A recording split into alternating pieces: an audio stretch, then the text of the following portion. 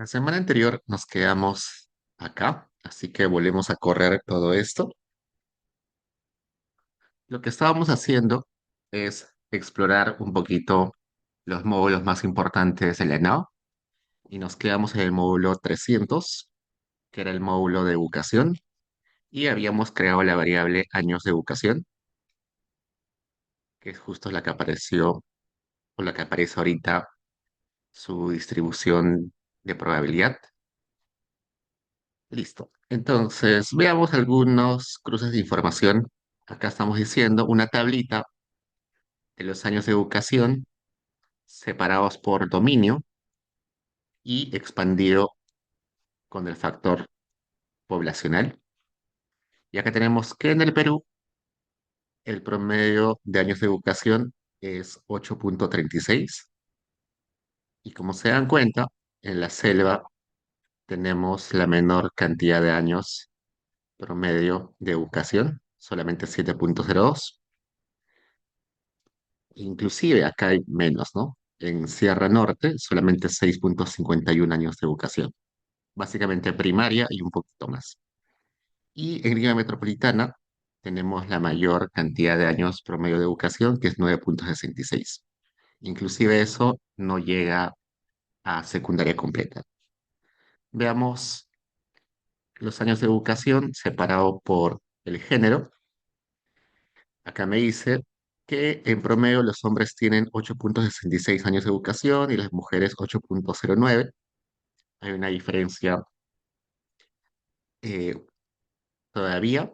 Se va cerrando esa brecha con los años, pero aún hay esa brecha entre hombres y mujeres. También vemos la información según lengua materna y vemos que acá los que no pueden escuchar o no hablan tienen en promedio 1,89 años de educación, que es bastante, pero bastante poco.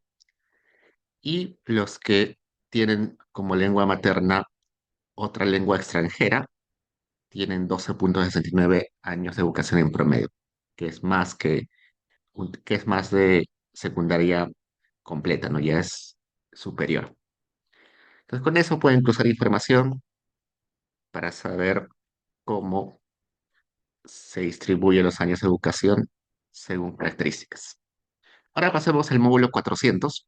El módulo 400 es el módulo de salud y como ya les comenté en algún momento, si bien es cierto, existe otra encuesta especializada en salud, el enfoque de la ENAO es distinto. La ENAO no busca establecer la condición de salud de las personas, sino ver cómo esas condiciones de salud condicionan la calidad de vida de la población. Por eso es que pregunta sobre gastos en salud, sobre tiempo que uno gasta en irse a atender, sobre qué oferta tiene para acceder a servicios de salud, la botica, la farmacia, el huesero, el médico o simplemente un enfermero. También nos pregunta sobre algunas dolencias como enfermedades crónicas que nos persiguen a lo largo de la vida porque no se curan, pero no es el objetivo principal saber la incidencia de enfermedades, sino ver cómo afecta la condición de vida de las personas. El objetivo de la ENDES, que sí es la encuesta especializada en salud, va más cercana a establecer la situación de enfermedades. Por ejemplo, en la ENDES con la ENDES se puede saber la incidencia de anemia, la incidencia de desnutrición crónica, la incidencia de obesidad, de sobrepeso, de hipertensión, pero con el módulo de salud de la ANAO, no. Veamos algunas preguntas interesantes. La pregunta P401, que parece que ha cambiado de número, normalmente estaba con ese número. Sí, acá está. La P401 es, ¿padece alguna enfermedad o malestar crónico? Los malestares y enfermedades crónicos son aquellos que no se curan, que uno solamente los rehúye los síntomas, rehúye las molestias, pero no se cura. Por ejemplo, la diabetes, por ejemplo, los dolores hay algunos problemas, dolores que no se van, ¿Qué más? Hay enfermedades como hipertensión que no se curan, solamente se tratan los síntomas, ¿no? Entonces, esa variable es importante. Pero antes de ver eh, información de esa variable, veamos a qué nivel de observación está este módulo. Veo que hay la variable conglomerado, la variable vivienda, la variable hogar y la variable persona. Así que este módulo está a nivel de personas, pero no la contestan todos los miembros del hogar, solamente la contestan los adultos y los mayores, en particular aquellos poblaciones objetivo, como mujeres y como personas ancianas o adultas mayores. Veamos esta pregunta de enfermedades crónicas y también vamos a ver esta pregunta que es la P401F y la P401G1. Estas dos variables son interesantes porque hablan sobre movilidad o migración interna. La migración interna es el movimiento o el cambio de domicilio de las personas dentro del país. Esa es información difícil de rastrear porque las personas se mueven muy fácilmente. Eh, Muchos de ustedes seguro que nacieron en otro distrito o en otra provincia, otro departamento y ahora viven en un lugar totalmente distinto. Sus papás también. Entonces es muy común que la gente se mueva. Entonces eh, vamos a aproximarnos a esa situación con esas dos variables. La primera variable tiene que ver con movilidad en los últimos 5 años. Entonces la pregunta es, vamos a ver cuál es la pregunta. Acá dice COD 401F. Hace 5 años vivía en este distrito y las posibles respuestas son uno, sí, dos, no y tres, aún no había nacido. Entonces, si bien es cierto, esta es una medida imperfecta de movilidad, es una proxy, sería imposible preguntar si vivías 1 año, 2 años, 3 años. Entonces, en promedio solamente solo se pregunta 5 años. Vamos a crear una variable que se llame mobdis5a. Si la persona contesta que sí se ha movido en ese periodo, si ha cambiado de distrito. Y la otra variable que vamos a ver es la variable P401G1, que vamos a hacer su codebook acá, P401G1.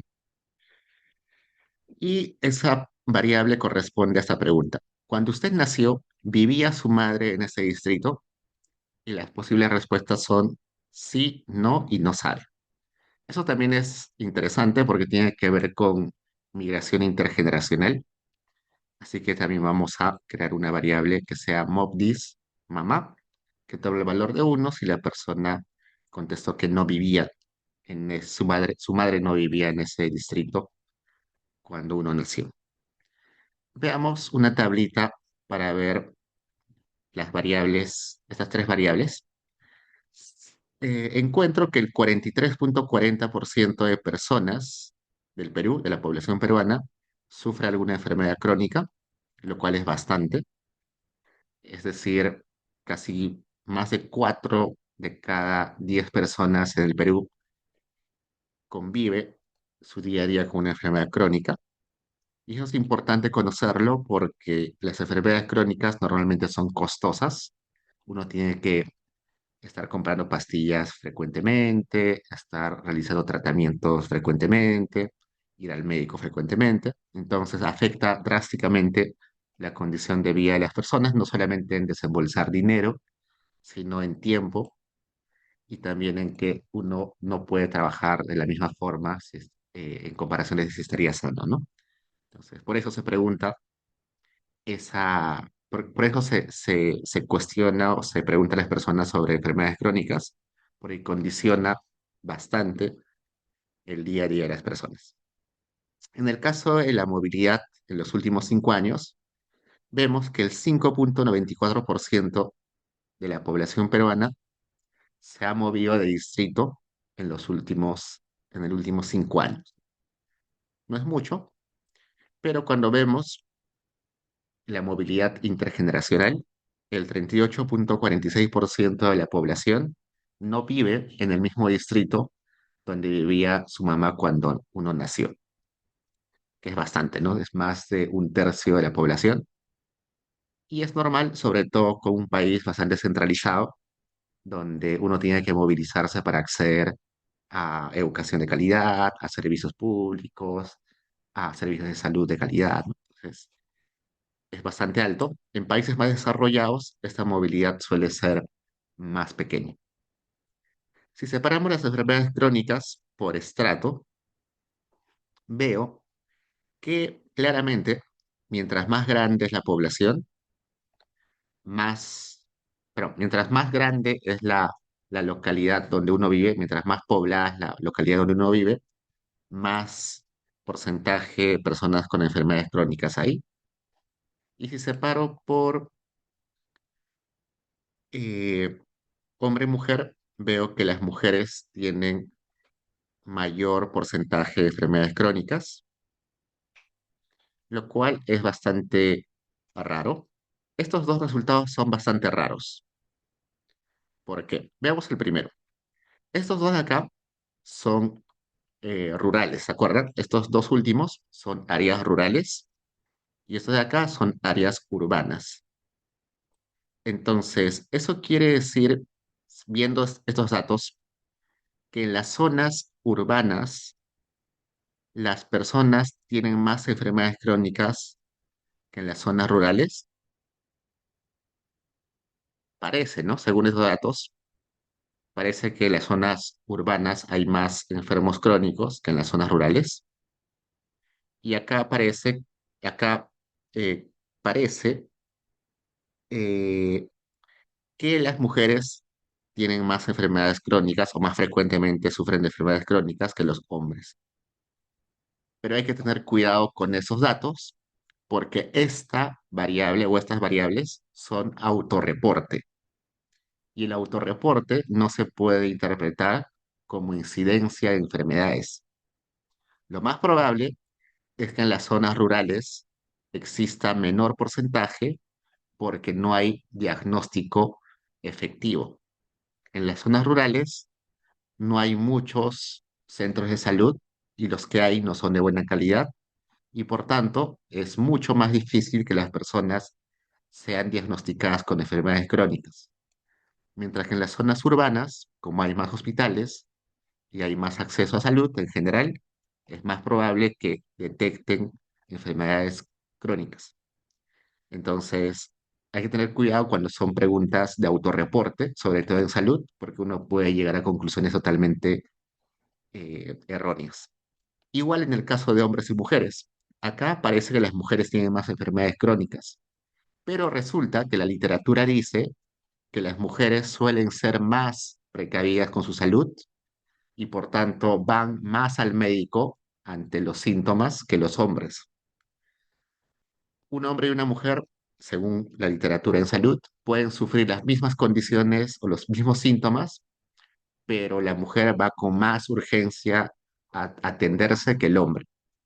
Entonces, en el caso de las mujeres, es más probable que les detecten una enfermedad crónica que en los hombres. A pesar que los dos estén enfermos, es más probable que se detecte en una mujer que en un hombre. Por eso es que posiblemente, por eso esté más alto el porcentaje de mujeres que en hombres. No es que las mujeres tengan mayor enfermedad que los hombres, sino que puede ser este dato porque la detección o el diagnóstico es más fácil o más probable en mujeres.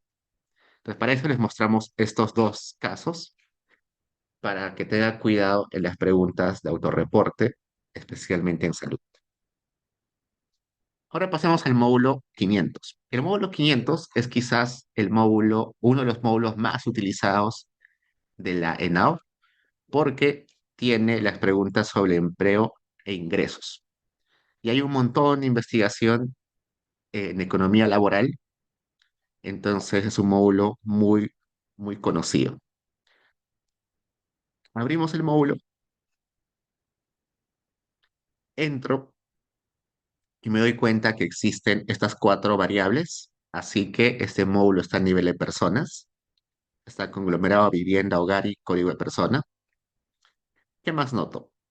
Noto que hay menos personas que en los módulos anteriores. Acá hay 85.992 personas. En otros módulos que también están a nivel de personas, habían más de 100.000 personas. ¿Por qué? Porque ya comentamos en algún momento que en este módulo de empleo e ingresos solamente están aquellas personas de 14 años a más, porque desde los 14 años, según la OIT, se puede trabajar. O sea, acá no existen personas, no existen niños, por ejemplo. Otra cosa que noto es que el factor de expansión, que está hasta acá, que se llama FAC 500A, no es igual al factor que aparecía en otros módulos. ¿Por qué? Porque acá la población no es todos los peruanos, acá la población solamente son los que están en edad de trabajar y por tanto el factor va a ser distinto, porque el factor acá está utilizando una población distinta a la de otros módulos. Entonces, si yo quiero hacer análisis de economía laboral, debería utilizar solamente ese factor y no los factores de otros módulos. Listo. Entonces, solamente para mencionar esas cositas. Ahora vayamos a revisar la variable más importante de este módulo. La variable más importante es OQ500. OQ500 es una variable calculada, no es una variable que reportan las personas. En base a otras preguntas, el INEI determina si esta persona está ocupada, si es desocupado abierto, si es desocupado oculto o no es PEA. Es decir, no PEA son aquellos que no están en la población económicamente activa, probablemente porque no están fuera de rango de edad o tienen alguna discapacidad o simplemente no desean trabajar. Los ocupados son los que conocemos normalmente como los que tienen empleo, los empleados, sean dependientes, independientes, sean formales, informales, todos los que trabajan están ahí. El desocupado abierto y el oculto son un poquito distintos. Lo que conocemos como desempleo es este 2. El desempleo, tal como lo conocemos habitualmente, es desocupado abierto. Es decir, personas que no tienen empleo y sí quieren trabajar y por tanto están buscando empleo. Mientras que el desocupado oculto son aquellas personas que no tienen empleo, pero no están buscando empleo.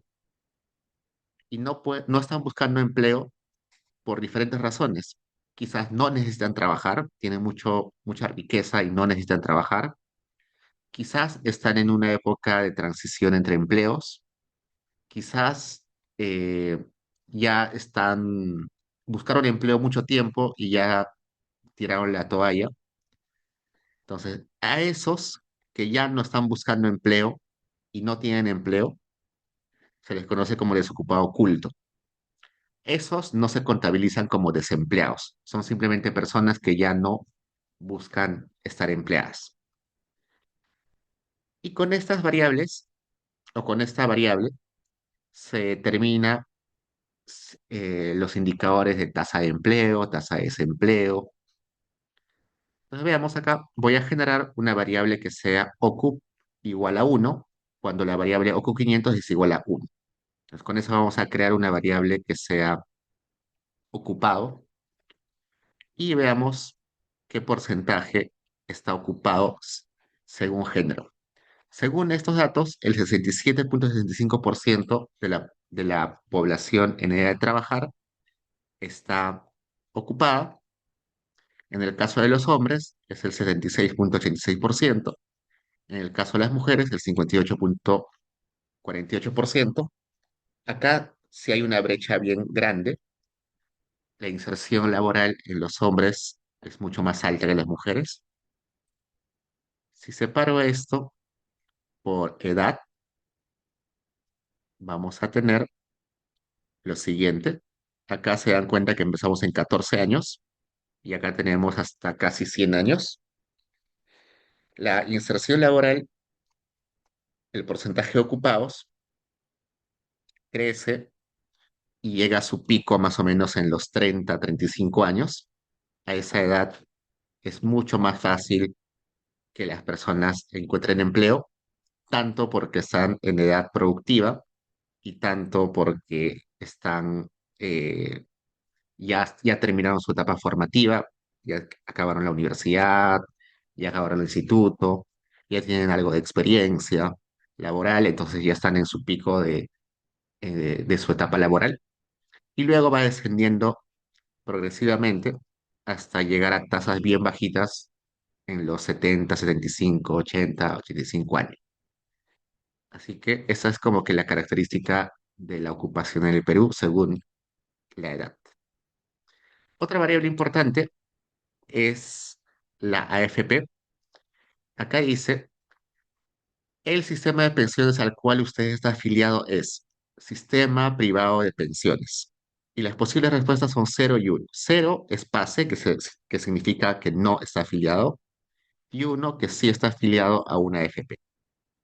Creemos una variable que sea AFP, que tome el valor de uno si la variable P558A1 es igual a uno y cero en los casos contrarios.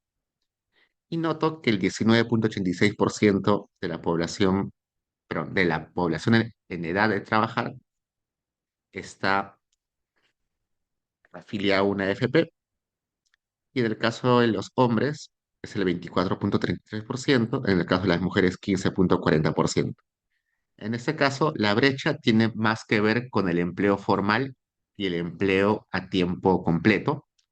Solamente los que tienen empleo formal pueden decidir tener una AFP o tener ONP.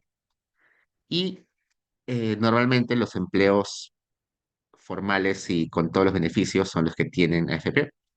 En el caso de las mujeres, lamentablemente las mujeres, al estar en situación de exclusión por género, tienen un problema de que no están insertadas bien en el mercado laboral formal y suelen trabajar no a tiempo completo, sino a tiempo parcial.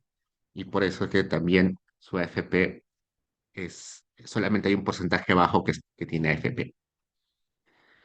Este módulo de empleo e ingresos también tiene preguntas sobre inclusión financiera, que en los últimos semestres he visto que a muchos les interesa. Muchos están haciendo tesis o investigaciones con esta información.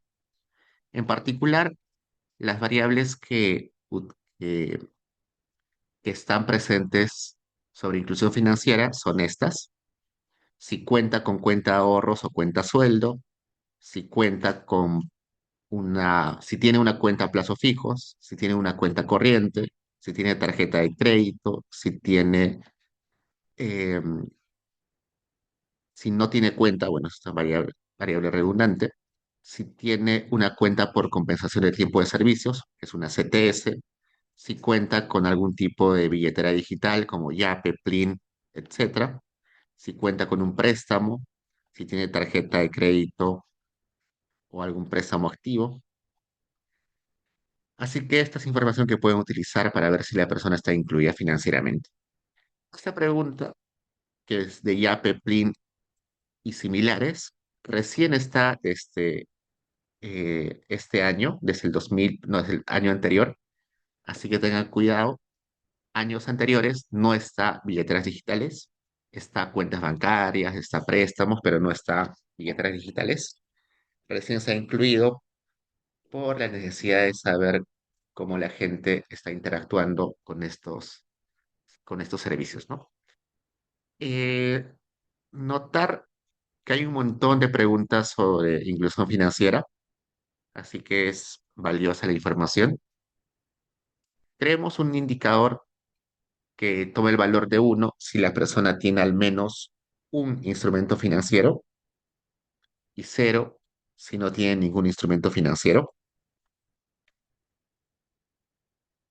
Y eh, crucemos información para ver si las personas, bueno, acá, déjenme un segundo, ha cambiado un poco ha cambiado un poco este módulo, así que creo que acá tengo que modificar esto. Vamos a ver, P558,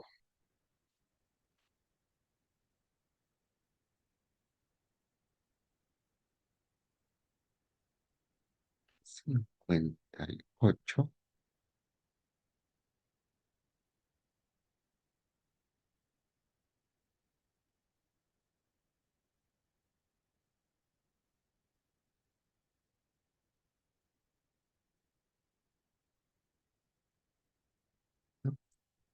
Miren, acá ha cambiado un poquito.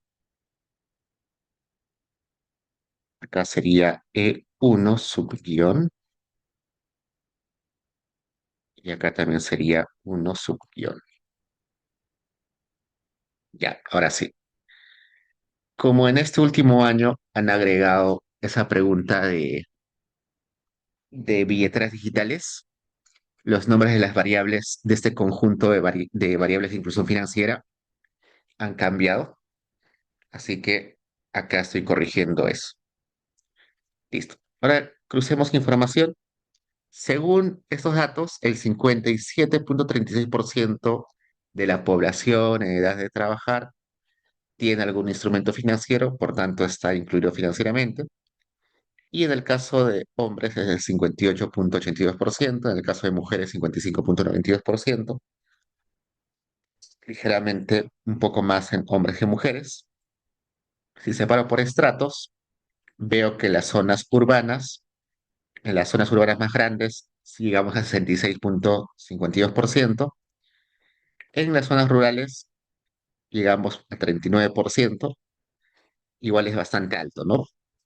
Para un país va, que tiene una población rural bastante extensa, tener casi 40% de inclusión financiera es enorme, porque hay otros países que en sus zonas rurales su inclusión financiera es bien chiquita, ni 5% ni 10%, no llegan ni a 10%.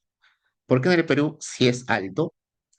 Resulta que los programas sociales de transferencias, sean condicionadas o no condicionadas, transferencias condicionadas son aquellas que te da el gobierno a cambio de que hagas algo. Por ejemplo, Juntos. Juntos es un programa de transferencias condicionadas porque da un dinero que actualmente debe estar en 200 bimensuales, es decir, 100 mensuales, 100 soles mensuales, pero que se da cada 2 meses, por eso se dice 200 bimensuales, eh, que se les da a aquellas madres que tienen hijos pequeños y que están en situación de pobreza a cambio de que lleven a sus hijos a los controles de crecimiento y que manden a sus hijos al colegio. ¿Por qué? Porque Juntos tiene un objetivo de superar a la pobreza intergeneracional. Es decir, que si uno nace en un hogar pobre, el hijo logre superar la pobreza en base a que tenga buena salud, por eso los controles de crecimiento, y en base a que tenga buena educación, por eso se obliga a que lleven a sus hijos al colegio. Entonces, es una transferencia condicionada porque condiciona que los padres lleven a los hijos a salud y a educación, ¿no? Hay otros que son transferencias no condicionadas, que te dan dinero sin ninguna, sin ninguna obligación. Por ejemplo, está el programa Contigo. El programa Contigo es un pago de 300 soles bimensuales o 150 mensuales que se da a aquellos hogares que tienen algún miembro con alguna discapacidad. Entonces, eh, se le da ese dinero para que puedan suplir algunos gastos de salud, dado que no puede trabajar la persona con discapacidad y no está condicionado a que se haga nada, ¿no? Entonces, esos Esas transferencias se suelen hacer, en la mayoría de casos, directamente a las cuentas bancarias de las personas. Solo en casos extremos, donde la persona eh, no puede ir por nada del mundo a un banco o no puede ir a sacar una tarjeta de crédito, se le da el dinero en efectivo. Por ejemplo, se me ocurre una persona que vive a 5.000, a 4.000 metros de altura, muy alejado de la ciudad, que no puede dejar su casa, pero igual necesita recibir la transferencia, puede ir algún funcionario, un grupo del Banco de la Nación a llevarle el dinero, pero en general las transferencias se hacen, directamente a las cuentas bancarias, entonces se obliga a las personas que reciben esas transferencias a abrir una cuenta bancaria en el Banco de la Nación. Y por eso es que es alta la inclusión financiera en las zonas rurales. Luego veamos por ocupación. La inclusión financiera claramente es más alta en aquellos que tienen empleo, seguro porque lo necesitan. Los que tienen empleo necesitan recibir sus sueldos y probablemente se lo van a pagar en una cuenta bancaria. Y si hacemos un cruce de información entre inclusión financiera con tener AFP, vemos que el, el 87,17% de las personas que tienen AFP están incluidas financieramente y el 12,83% de las personas que tienen AFP no están incluidas financieramente. Raro, pero puede existir. Ok. Este módulo también permite aproximarnos a los diferentes tipos de ingresos que tienen las personas que trabajan. En algún momento yo les comenté que estamos acostumbrados a que nos paguen nuestros salarios o nuestros sueldos en, en una cuenta bancaria, ¿no? En soles, en efectivo, pero en gran parte del Perú no se paga en dinero, a veces se paga en, en especies, es decir, en productos. Yo puedo trabajar un día en una chacra y me pagan con un saco de papas. Puedo trabajar un día en una tienda y me pagan con almuerzo, desayuno y cena. Entonces, no necesariamente todos los tipos de ingresos laborales son monetarios. Y por eso es que en la ENAO se pregunta por todos los tipos de ingresos. Y acá les he puesto la lista de esos tipos de ingresos o las variables que tienen esos tipos de ingresos. Entonces yo debería sumar todos esos tipos de ingresos para saber el ingreso total de la persona. Y no solamente pregunta sobre ingresos de la actividad principal, sino también preguntan sobre los de la actividad secundaria. Es común ver personas que tienen dos empleos, inclusive personas que tienen más empleos, entonces se pregunta sobre todo ello. Acá lo que voy a hacer es simplemente, lo que estoy haciendo acá es reemplazar los valores perdidos por cero. Es decir, los missings los estoy reemplazando con cero para este conjunto de variables. En este caso particular, sí tiene sentido interpretar los valores perdidos como ceros. ¿Por qué? Por lo siguiente. Un ejemplo. Cuando a una persona le preguntan, ¿usted tiene un segundo empleo? Y la persona puede contestar sí o no. Si la persona contesta no, si la persona contesta sí, perdón, si la persona contesta sí, entonces pasan a preguntarle la siguiente pregunta, que sería ¿cuánto gana usted en ese empleo, en ese segundo empleo? Si la persona contesta no, esa pregunta de cuánto gana se la salta, no aplica para esa persona. Entonces, esa pregunta de cuánto gana no aplica. Y por tanto, la variable de cuánto gana va a tomar valores solamente positivos para aquellos que sí tienen un segundo empleo, y esa variable cuánto gana va a tener un valor perdido para aquellos que no tienen un segundo empleo. Entonces, en ese sentido, se puede entender que ese valor perdido representa un cero. ¿Por qué? Porque su ingreso por segundo empleo es cero. Al no tener empleo, al no tener segundo empleo, su ingreso es cero para el segundo empleo. Y así el conjunto de esas variables se comportan de esa forma. Por ejemplo, puede haber una pregunta que diga, ¿usted recibe pagos en especias, es decir, en productos? Y las posibles respuestas son sí y no. Si la persona contesta sí, entonces pasa a contestar la siguiente pregunta, que sería ¿cuánto gana o cuánto equivale en soles ese pago en productos que ha recibido? Entonces, ahí está la variable cuánto gana o cuánto equivale lo que le han pagado. Pero si la persona contesta que no ha recibido pagos en productos, entonces va a aparecer que no aplica esa variable para esa persona y por tanto va a aparecer con valor perdido.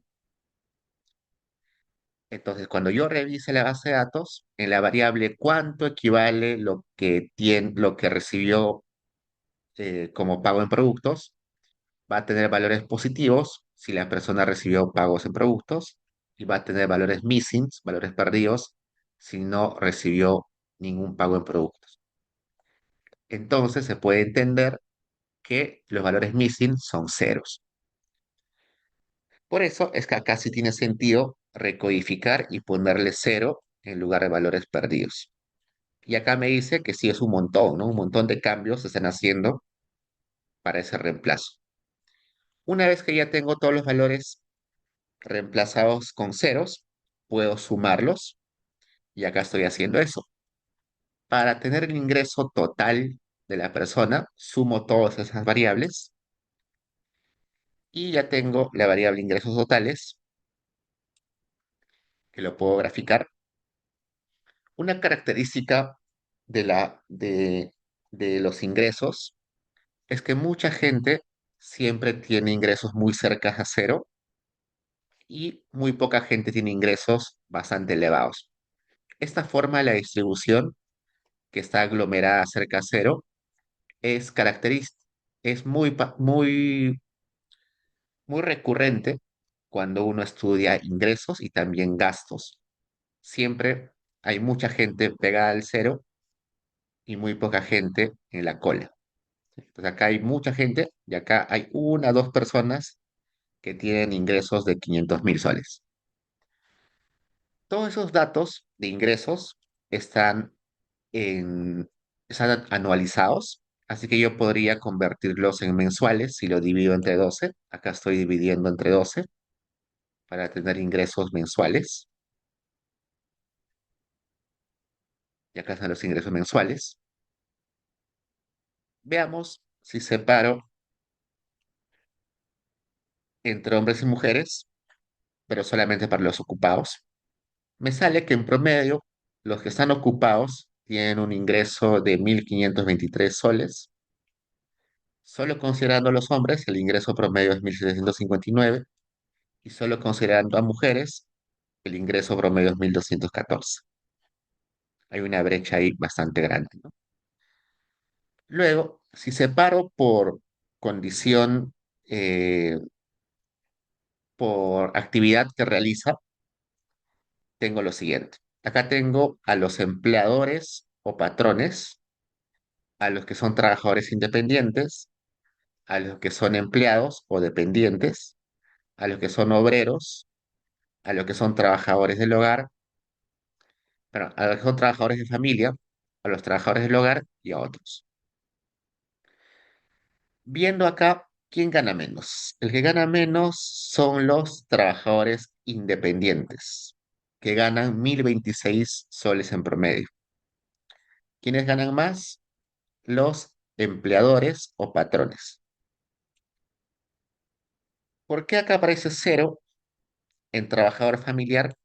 Trabajador familiar se entiende como las personas que hacen actividades en el negocio familiar o dentro del hogar.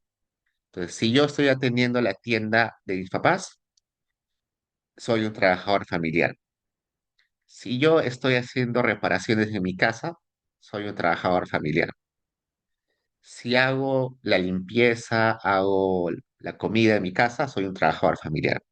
Pero como no se remunera, aparece como cero. Entonces, ¿para qué ponen esa categoría si va a ser cero siempre? Resulta que en varias partes del mundo se está tratando de medir la contribución de esos trabajos dentro del hogar en el PBI o en la actividad de la familia. ¿Por qué? Porque esos trabajos familiares terminan siendo ahorro en la familia, ¿no? Si yo reparo algunas cosas de mi hogar, estoy dejando de gastar en una persona que haga ese trabajo. Si yo estoy atendiendo la tienda de mis papás, estamos ahorrando en contratar una persona. Si yo estoy cocinando, barriendo en mi casa, estoy dejando de pagar o estoy dejando de gastar en una persona que me ayude en esas actividades. Entonces, en realidad, sí hay una contribución económica de esas actividades, solamente que por convención no se han estado contabilizando, pero en muchas partes del mundo se está empezando a, a tener esta noción y esta idea de tomarlos en cuenta, y por eso que ya aparece en la ENAO. Entonces, ¿y en qué se diferencia el trabajador familiar con el trabajador del hogar? Los trabajadores del hogar son aquellas personas que sin pertenecer al hogar realizan trabajos dentro de una familia. Por ejemplo, yo contrato una persona para que cocine todos los días. Esa persona no pertenece a mi hogar, pero realiza actividades en mi casa, en mi hogar, y se le paga por eso. Ellos son los trabajadores del hogar. ¿Qué más? Algo interesante en el Perú es esto. Resulta que en el Perú hay un exceso de emprendedurismo. Muchas personas tienden a hacer sus negocios pequeños, a empezar a vender productos por internet, a empezar a vender tortas, eh, hacer pequeños productos textiles, así en la casa y los vende en su barrio, por internet, ¿no? Son emprendedores pequeños. Y en el caso del Perú hay un exceso de ese tipo de personas, de iniciativas, que terminan siendo poco rentables, que tienen un alto costo de oportunidad y donde la gente no gana mucho. Hay un estudio o hay varios estudios del Banco Mundial donde dicen que la tasa de mortalidad de este tipo de negocios es altísima. Básicamente el 90% de estos negocios pequeños muere antes del primer año de haber sido iniciados, y tiene que ver con la educación empresarial o la educación organizativa que tienen las personas. Las personas no saben cómo emprender, no saben cómo utilizar el crédito, no saben cómo apalancarse, cómo registrarse como negocio, cómo vender. Entonces hay un problema ahí enorme que hace que los independientes terminen ganando mucho menos, inclusive menos que la mitad, que cualquier dependiente empleado que está en en una actividad, como que está trabajando en cualquier otro lugar. Entonces, eso es algo interesante en el Perú. Se idealiza mucho eso de el emprendedurismo, pero termina siendo contraproducente. Sigamos. Bueno, acá tenemos de vuelta, no sé por qué repetí acá los mismos gráficos. Y algo que se suele hacer en economía laboral es transformar las variables de ingresos y también las variables de gastos. En general, las variables de monetarias se transforman en logaritmos por diferentes razones. Una razón para aplicar logaritmos a las variables monetarias es para que la distribución se parezca más a una normal. Cuando ustedes ven econometría, fundamentos de econometría, uno de los supuestos clásicos, los supuestos del- uno de los supuestos del modelo clásico de regresión es que la distribución de sus variables sea una normal, ¿no? Eso es fundamental para aplicar un MCO. Sin embargo, esta variable de ingreso claramente no es una normal, tiene una joroba a la izquierda bastante pronunciada, así que no es una normal. Si yo trataría de hacer una regresión con esto, me saldría algo totalmente sesgado e ineficiente, inclusive también inconsistente. Entonces, no me sirve para una regresión. Una forma de llevar esto a que se parezca más a una distribución normal es convertirlo en logaritmos. Probemos. Voy acá a generar una variable que sea log ingreso, que sea el logaritmo del ingreso total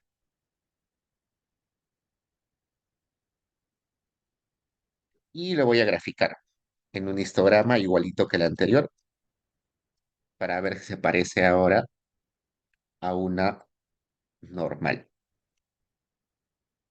Y sí, se parece mucho más a una normal, ¿no? No es exactamente una normal, pero ya está más centrada, así que ahora sí sirve para una regresión. Entonces, esa es una de las razones para transformar en logaritmos. Otra razón para transformar en logaritmos es que hace más eficiente la interpretación de los coeficientes a estimar. Cuando yo tengo valores monetarios en una regresión, los betas se van a interpretar como cambios en las unidades monetarias, cambios en los soles. Si salen logaritmos, voy a interpretarlos como cambios porcentuales. Y es más interesante hablar de cambios porcentuales de hablar de cambios en unidades monetarias. ¿Qué más? Luego hay otras razones adicionales para convertirlo a logaritmos. También una razón es para suavizar los valores atípicos. Como se dan cuenta, cuando tengo los ingresos así normal, sin transformar, tengo valores atípicos bastante amplios acá, bastante lejos del promedio.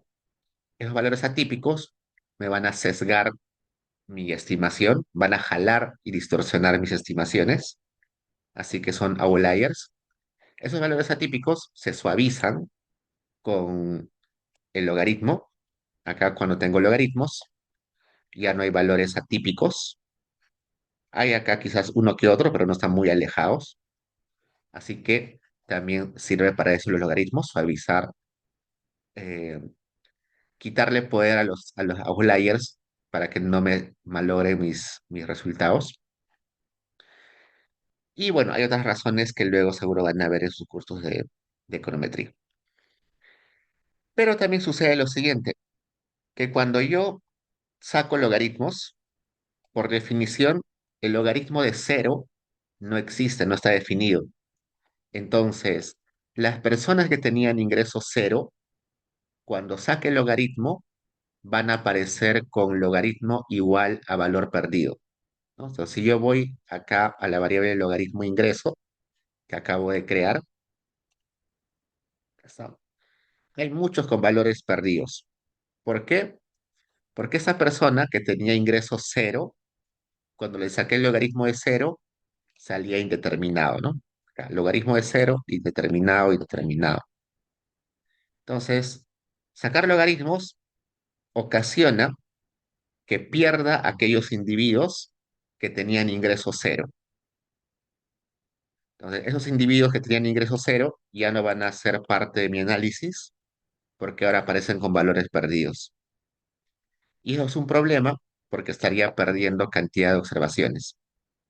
Una solución que aparece en la econometría es sacar el logaritmo, pero del ingreso más un sol o más un dólar, en este caso más un sol.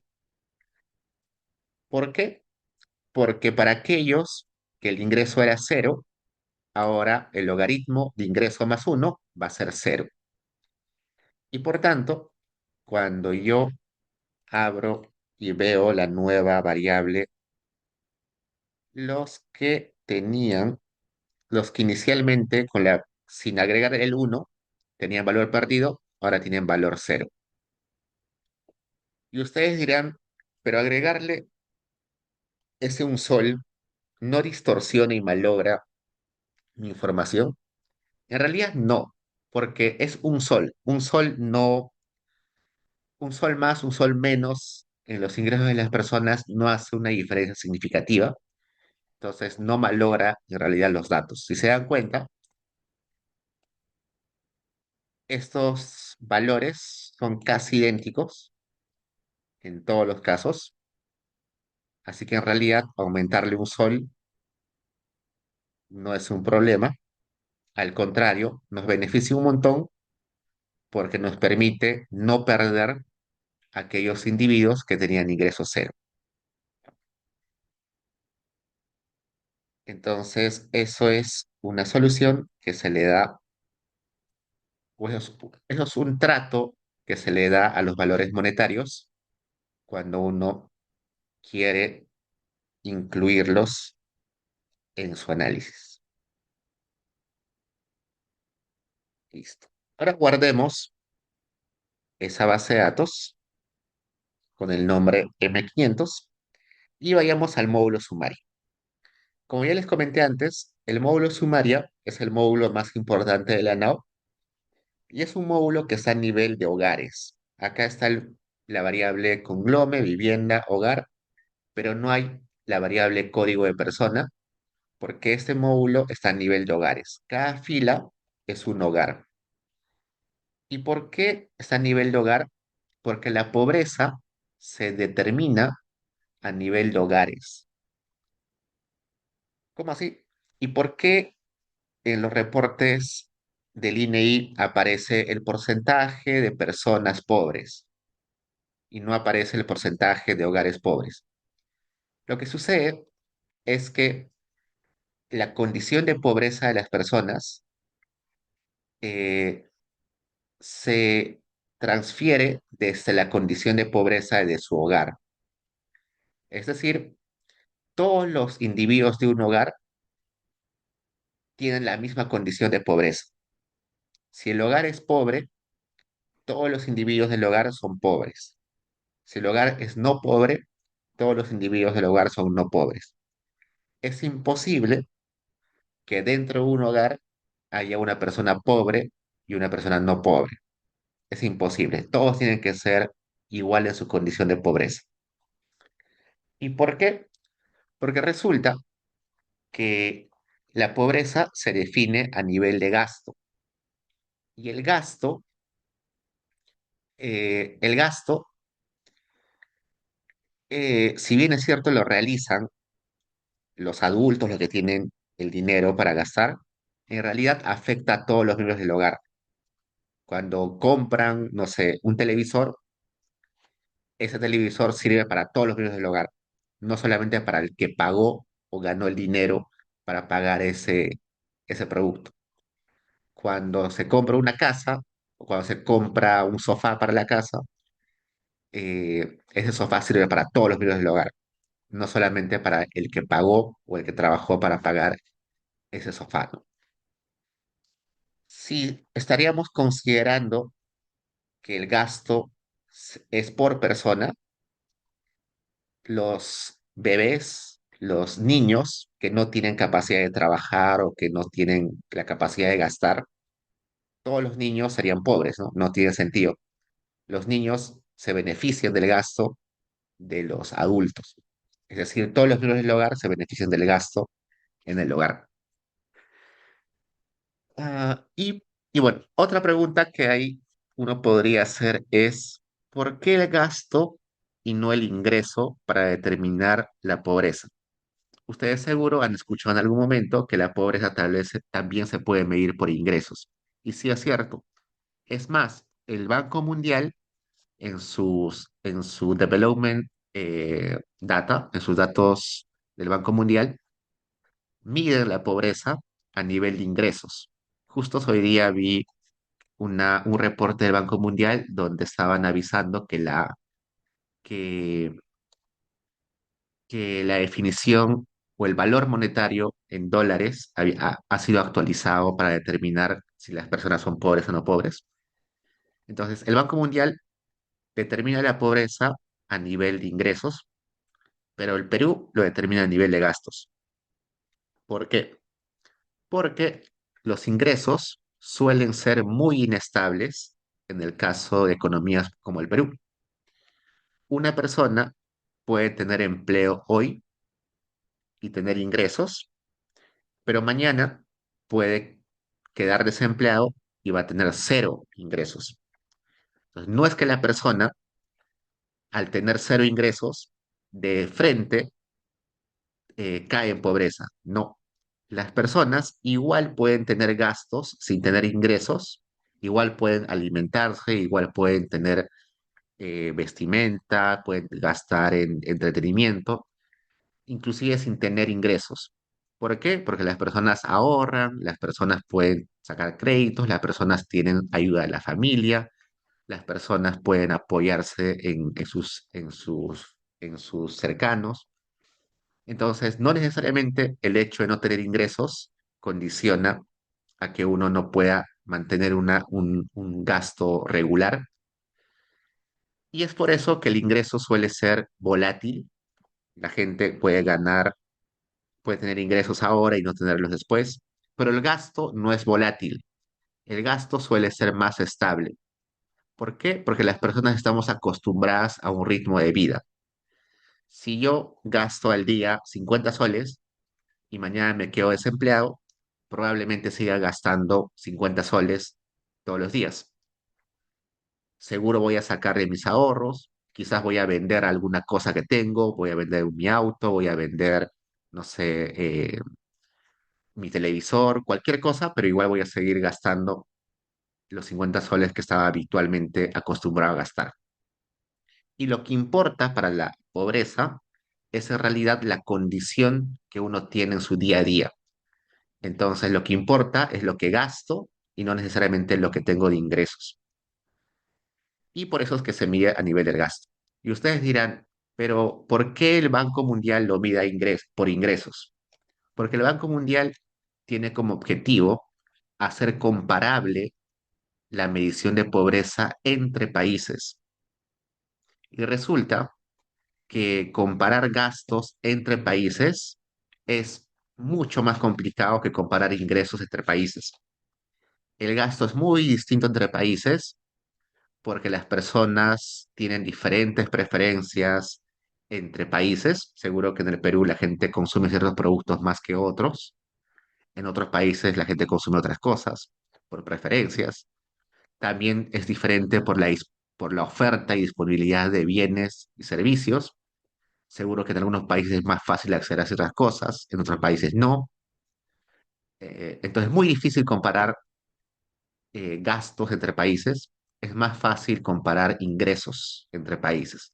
Y por eso es que la pobreza en el Banco Mundial se mide por ingresos.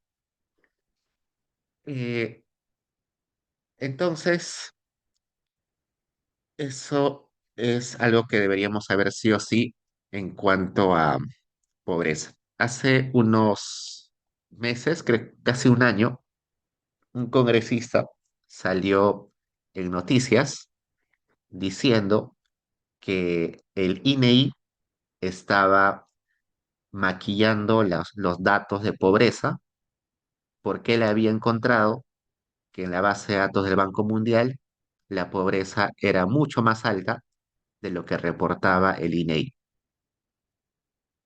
Y salió en varios medios de comunicación, en varias entrevistas, diciendo lo mismo, ¿no? Que el INEI estaba maquillando, falseando los datos de pobreza, porque el Banco Mundial le reportaba tasas de pobreza más altas en el Perú. Claro, eh, claro, tasas más altas de pobreza en el Perú. ¿Y qué estaba sucediendo? Que en realidad las metodologías son diametralmente distintas entre lo que hace el Banco Mundial y lo que hace el INEI. El Banco Mundial tiene otro objetivo, que es un objetivo de hacer comparables los datos entre países, y el objetivo del Perú es determinar la pobreza bajo las condiciones y características del Perú. Entonces, muy distinto. Siendo así más estrictos para notar esto, la línea de pobreza en el Perú es el monto de dinero que necesita cada persona para comprar la canasta básica alimentaria y no alimentaria. Es decir, lo que necesita una persona para comprar alimentos y vestido, transporte, todo eso, ¿no? Pero esa canasta es una canasta que es particular en el Perú, porque es una canasta que depende de las preferencias de los peruanos y también depende de la disponibilidad de bienes en el Perú. Por ejemplo, seguro que la canasta básica peruana tiene un montón de productos como arroz, como papa, como pollo, mientras que una canasta básica de otro país, supongamos Estados Unidos, no tiene esos productos, seguro tiene otro tipo de productos, porque las preferencias en ese país, Estados Unidos, son distintas a las de Perú. También es muy distinto la disponibilidad de alimentos. Seguro la canasta peruana tiene muchos productos de origen que solamente que se producen en el Perú. Por ejemplo, chifles, se me ocurre, que, que se producen en el Perú y son conocidos en el Perú. Hay oferta de esos productos. Pero seguro en Estados Unidos, en su canasta básica, no existen chifles porque no hay oferta de chifles abundante allá. Entonces, la canasta básica es particular en cada país. Entonces, hacer comparable esa canasta entre países sería imposible porque es muy distinto preferencias y disponibilidad de alimentos y productos entre países. Entonces, tomar en cuenta. Veamos acá cuál es la variable que nos interesa. Esta variable que aparece acá se llama gas 2D, que es el gasto anual del hogar que considera todos los bienes en los cuales ha desembolsado dinero el hogar. Por ejemplo, este hogar dice que anualmente gasta 34.188.219 soles. Si yo divido ese valor, vamos a poner acá calculadora, si yo divido 34.188.119 entre 12, voy a tener el gasto mensual del hogar. Entonces, mensualmente este hogar gasta 2.849 soles, pero 2.849 soles es mucho, es poco. Depende de cuántos miembros del hogar haya, ¿no? Si este hogar es de una sola persona, es bastante. Pero si este hogar tiene 10 personas, es muy poquito. Entonces, veamos cuántas personas componen este hogar. Entonces, vamos a buscar la variable total o cantidad de miembros del hogar. Acá está. Miembros del hogar son dos. Así que divido este gasto mensual entre dos. Y este valor sería el gasto mensual per cápita del hogar. En este caso, 1.424 soles. Este gasto se compara con la línea de pobreza. La línea de pobreza debe estar en una variable acá. Vamos a buscar. Acá está. Línea. Esta es la línea de pobreza. Esta línea de pobreza dice que es 382. Este hogar per cápita gasta mucho más de la línea de pobreza, así que es un hogar no pobre. Pues acá dice no pobre, ¿no? Está bien entonces. Busquemos otro ejemplo. Acá. Este hogar de acá anualmente tiene un gasto de 5.081.2729. Es su gasto anual. Para saber el gasto mensual del hogar, lo divido entre 12, sale 423,43 soles que gasta mensualmente ese hogar. Y de vuelta, preguntemos si ese gasto es mucho o es poco. Depende de cuántas personas tenga este hogar. Este hogar tiene 6 personas. Entonces, vamos a dividir entre 6 ese gasto del hogar mensual. Entonces, acá, entre 6 sale 70,57. Entonces, el gasto mensual per cápita en ese hogar es 70 soles y un poquito más. Y la línea de pobreza, que acá aparece línea, es 317. Entonces, este hogar es pobre. Y acá dice que es pobre. Pero además de la línea de pobreza, existe la línea de pobreza extrema, que está acá al costado, que dice LIMPE. La línea de pobreza es el monto de la canasta básica alimentaria, es decir, cuánto necesita una persona para alimentarse al mes, que en este caso es 206. El valor que hemos hallado para este hogar del gasto mensual per cápita es 70,57, que sigue siendo menor a la línea de pobreza. Así que este hogar no solamente es pobre, sino es pobre extremo.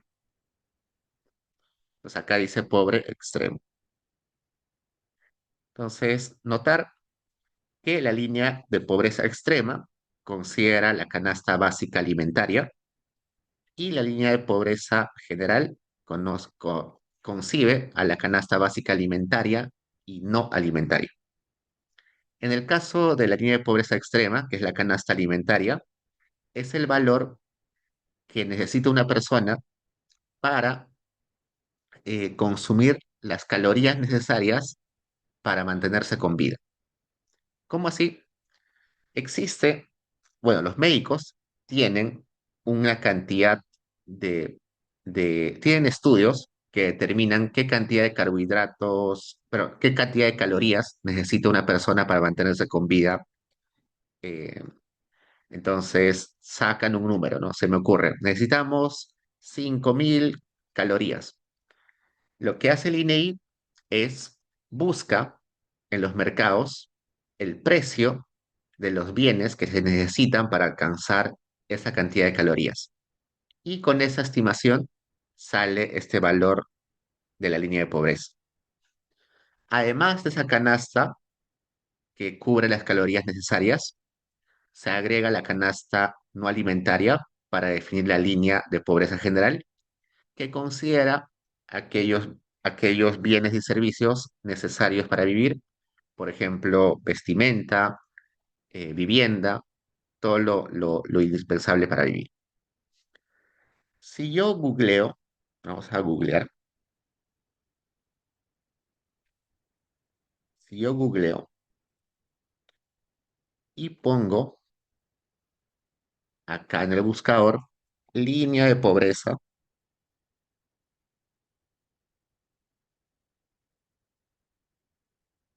del 2000, estamos trabajando con 24, ¿no? 2024.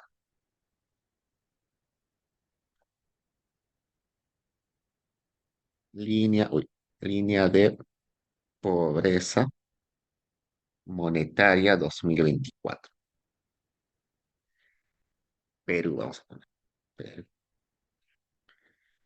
Me sale, acá dice 2023, necesito el 2024. Línea de pobreza monetaria del 2024.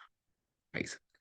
Para el año 2024, el costo de una canasta básica de consumo de alimentos y no alimentos es 454 por habitante al mes. Entonces, esa es la línea de pobreza. ¿Y por qué en mi base de datos de la ENAU aparece 327? Raro, ¿no? A ver, veamos. Voy a hacer acá un tabulate para ver por cuál es la línea de pobreza en mi base de datos de la ANAO y veo que en la base de datos de la ANAO existen diferentes valores de línea de pobreza, pero cuando busco en internet dice que la línea de pobreza es 454, que sí aparece por acá, más o menos está por acá, 454 por acá, pero para algunos hogares la línea de pobreza es menor y para otros hogares la línea de pobreza es mayor. ¿Qué pasa? ¿Por qué? Resulta que este 554, que acá aparece habitante al mes, es el valor a precios de Lima Metropolitana y en un determinado mes en el año. Si yo corrijo ese valor para diferentes dominios geográficos y para diferentes meses del año, consigo estos valores de la línea de pobreza diferentes. ¿Qué línea de pobreza se aplica para cada hogar? La línea de pobreza, que es esta, pero corregida para el mes donde, donde el hogar fue entrevistado y corregida también por el lugar en el Perú donde está el hogar. Y eso porque nosotros ya hemos hablado varias veces que no, que los precios no son los mismos a lo largo del territorio, ni tampoco en el tiempo. Entonces no sería justo aplicarle el mismo valor para todo el territorio en el Perú y para todos los periodos, ¿no? Es por eso que acá aparecen diferentes líneas de pobreza. Y si veo lo mismo con la línea de pobreza extrema, vamos a poner acá, buscando acá línea de pobreza del 2024, línea de pobreza, vamos a regresar.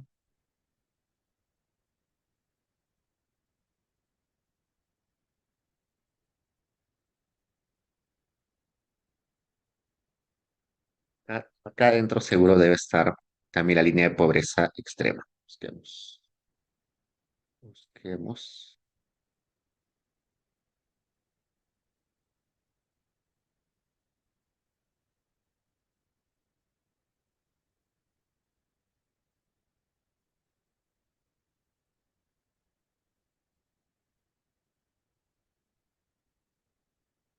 Dice, esto es de la casta. La canasta básica alimentaria es de 251 soles por persona. Esa sería la línea de pobreza extrema. Y si busco en mi base de datos de la ENAO, la línea de pobreza, me aparecen varios valores para la línea de pobreza. Acá sé que debería ser, ¿cuánto? 200, ya me olvidé, 251, ¿no? Y 251 ni siquiera aparece acá, debería estar por acá, ¿no? ¿Por qué? Porque igual, la línea de pobreza se actualiza o se corrige en la ENAO dependiendo del territorio donde esté la persona y del mes donde se hizo la encuesta al hogar. Este valor 251 que aparece en el reporte es el valor de la línea de pobreza extrema, pero a precios de Lima Metropolitana y en un determinado mes del año. Entonces, tomar en cuenta ello, no sería justo aplicar una línea de pobreza igualita en soles para todos en el Perú. Además de esa línea de pobreza extrema y la línea de pobreza general, existe la línea de vulnerabilidad de la pobreza, que acá aparece, vamos a buscar acá,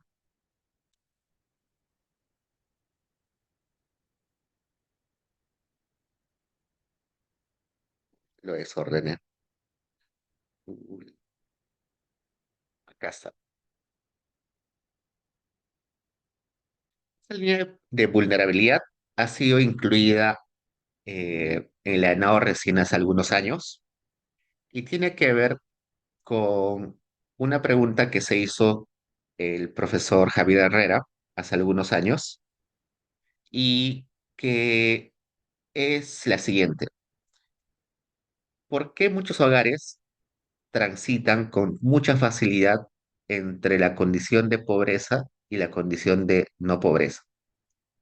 Resulta que el profesor Javier Herrera hizo varios estudios y notó que hay hogares que son pobres, que son no pobres y que caen en pobreza rápidamente, y al revés, como que transitan mucho entre esas situaciones. Y él se dio cuenta que es porque hay hogares que ante cualquier cambio en su dinámica pueden fácilmente retroceder en su condición de vida. Es decir, un miembro del hogar se enferma, los lleva rápidamente a la pobreza. Sucede un terremoto, caen inmediatamente en pobreza. Un miembro del hogar fallece, caen en pobreza. Sucede el fenómeno del niño, caen en pobreza. A esas personas se les conoce como vulnerables. Esas personas son aquellas que tienen una alta probabilidad de caer en pobreza, pero no son pobres. Es decir, están muy cerca de la línea de pobreza. Y para ello se hizo un estudio bastante amplio y se determinó una línea de pobreza, pero una línea de vulnerabilidad para tenerlos mapeados. Pero esa variable recién está desde hace algunos años, no está desde el inicio de la NAO. Y con esa línea de pobreza se determina si el hogar es vulnerable o no, y acá tienen esa condición. ¿Qué más?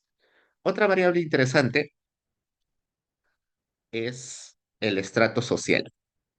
Acá tenemos esta variable que dice estrato social y como se dan cuenta, vamos a poner acá, solamente está definido para los hogares de las zonas urbanas. Ahí dice estrato social A, B, C, D, E y rural.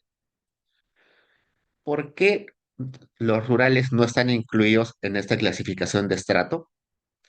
Porque por definición el estrato socioeconómico se define solamente bajo condiciones de vida urbana. Eh, Esta definición es la que usualmente utilizan las encuestadoras como Ipsos, como CPI, para clasificar a las personas, ¿no? Dicen, este barrio es de clase A, este barrio es de clase B, clase D, ¿no? Esa clasificación es la que se utiliza acá, pero como la vida en la zona rural es distinta, como la jerarquía social en las zonas rurales es distinta, no se puede estandarizar el estrato entre urbano y rural, ¿no? Por ejemplo, en la zona rural, probablemente aquella persona con mayor estatus social no necesariamente tiene un carro, probablemente tenga varios animales de carga y esté jerárquicamente bien posicionado.